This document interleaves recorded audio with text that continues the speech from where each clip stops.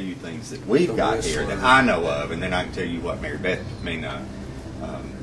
psychic. Michelle picked up on. We do have Sarah here. She's our most well-known ghost, I guess you can say. And how she came about, when we first came up here and bought the place, everybody kept telling us that it was haunted. You know, all the old people around in the community kept saying, I don't know why you want that old place. It's haunted. Miss Cloyd walks the halls, you know, and things like that.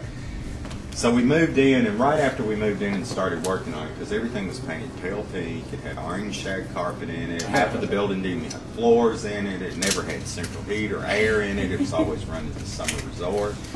And when we started working on the building and started painting and scraping walls and all that kind of stuff, we would smell real sweet perfume, odor, fragrances. Yeah, I smell it back in that room. Periodically, just different places in the building, you know, and we thought, this is really strange. Of course, we had heard the stories about Miss Cloyd supposedly haunting. So anyhow, after we moved in, I started having a dream.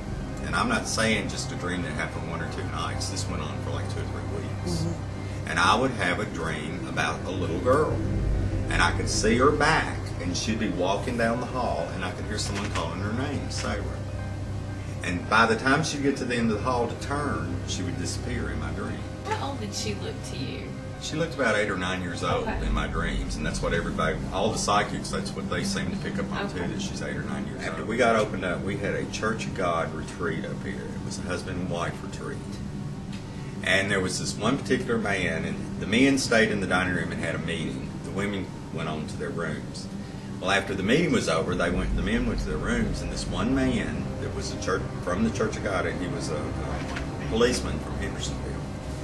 He and his wife were standing in room 37. He said he went into the room, his wife was sound asleep in the bed, so he sat down on the foot of the bed and started taking his shoes and socks off.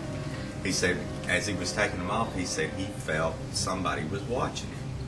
And he knew his wife was asleep, so he said he looked over in the far corner back there, and when he did, there was a little girl standing there. And he said she was all doubled over.